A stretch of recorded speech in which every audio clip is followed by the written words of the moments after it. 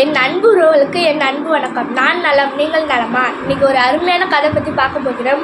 ஒரு பெண்மணி தான் கஷ்டப்பட்டு சம்பாதித்த பணத்தில் தன் மகளின் திருமணத்திற்காக 10 பவுன் வாங்கி வீட்டுக்கு வந்து கொண்டிருந்தாள். இதை கவனித்து கொண்டிருந்த ஒருவன் அவள் பஸ் ஏறும்போது நகையை பறித்து கொண்டு ஓடிவிட்டான்.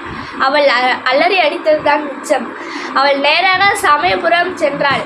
மாரியம்மா, சமயபுரத்தாலே, சமயத்தில் உதவும் கருணை கடலே, நீ என் நிலையை பார்த்தாயா? நீ குடியிருக்கும் இந்த ஊரில் இப்படியெல்லாம் நடக்கலாமா என்று அழுதாள்.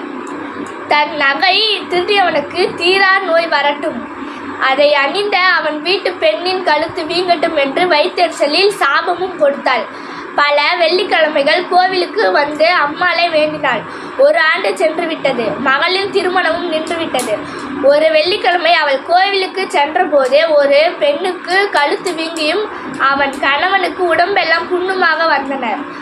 அவ்வளவு வைத்தியம் செய்து தீராத நோய் பற்றி அம்மாளிடம் புலம்பினார். அதே சமயத்தில் அங்கு வந்த பெண்ணும் தன் நகை காணாமல் போனது பற்றி புலம்பவே அவர்கள் திடுக்கிட்டனர். அந்த பெண்ணின் நகையை தான் அந்த திருடன் பறித்திருந்தான்.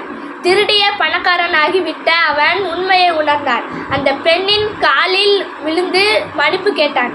தவறாக செய்த பொருட்கையெல்லாம் கோவிலுக்கு செலுத்தி விடுவதாக வாக்கு கொடுத்தான். அந்த பெண்ணின் மகளை தன் மகனுக்கே திருமணம் செய்து வைப்பதற்காக அவன் கூறினான்.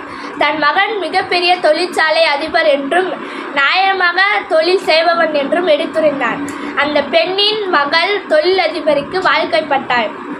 தன் பக்தையின் நலனுக்காக சமயபுரத்தால் திகழ்த்திய அற்புதம் இது. நவராத்திரியில் அந்த கருணை கடவுளை வணங்கி வருவோம். இந்த வீடியோ பிடிச்சிருந்தா லைக் பண்ணுங்கள், ஷேர் பண்ணுங்கள், சப்ஸ்கிரைப் பண்ணுங்கள், மறக்காமல் பெல் பட்டனை கிளிக் பண்ணுங்கள். அப்போ தான் நான் போடுற வீடியோ உங்களுக்கு நோட்டிஃபிகேஷனாக வந்து சேரும். நன்றி, வணக்கம்.